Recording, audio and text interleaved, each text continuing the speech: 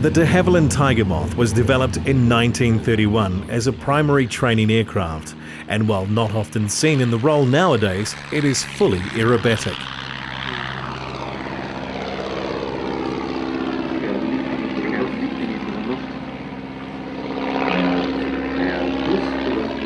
One of the leading proponents of Tiger Moth aerobatics in New Zealand is ex-RNZAF strike pilot Dave Phillips.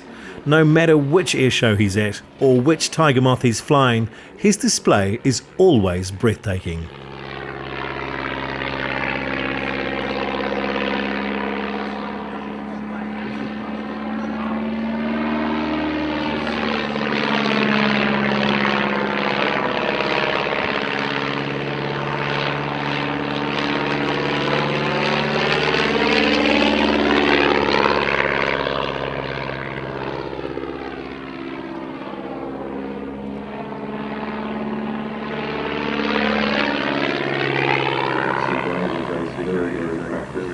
I was always interested in aerobatics, and obviously, using the vertical plane. So many people they learn to fly and get a PPL, but they try and make the experience as similar to going in a motor car as possible. They take off, they level up, they go from A to B, and they land. And it's,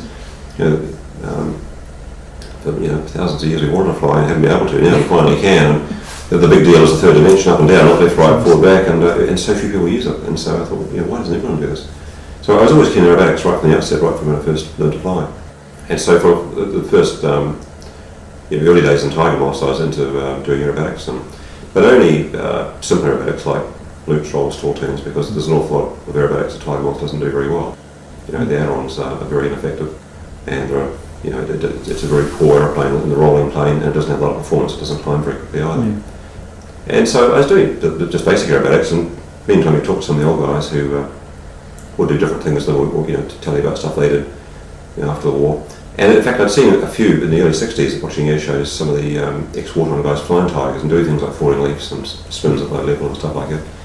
That intrigued me, but there's also the fact that no one seemed to be doing it more recently. And someone asked me to do an air show at Parapara many years ago with the first Tiger Moth I had. I thought, well, gee, how would I do that? What can you do with a Tiger Moth? That's interesting. Not much. I mean, you can do a loop and a barrel roll and a stall turn and maybe a spin, but it's sort of hard to make it interesting. So I just thought about ways to make it interesting, and what it does well is pitch and yaw. Does it all very well. So just try and develop a routine that involves a lot of pitching and yawing, and also saves energy, or saves you've got a lot of energy to start with. So how do you maximise the use of that?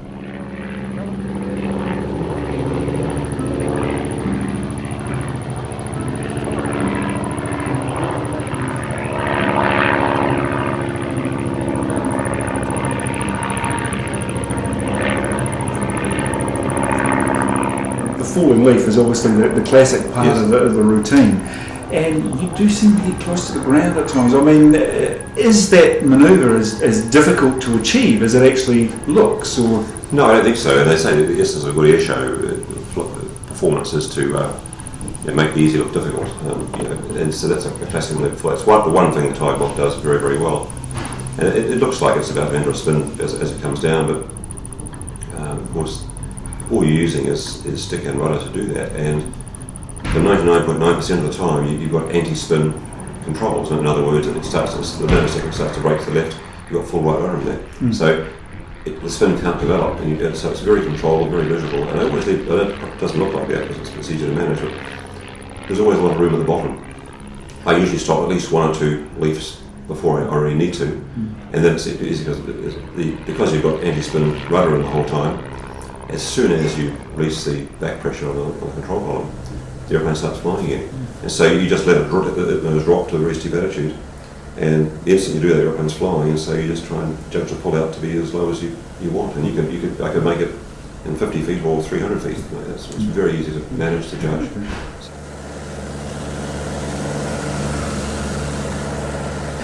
How much prep do you have to do with the different aircraft before you actually go through your routine? I mean, what's the Tiger like in general? Are they all identical or near identical, or has each one got its own quirks? They're all different to some degree, but But as far as doing what I do, it doesn't seem to make that much difference. They all seem to, for what I ask of them, they all do it almost the same.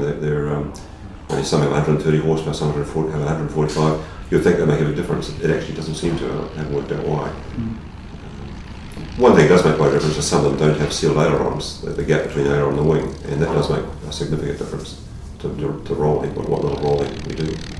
But you certainly feel each one's a different environment because things are laid out slightly differently perhaps, or they have a slightly different feel, different install. But for doing the routine, touch wood, thus far, apart from the rolling issue, it hasn't been a big deal.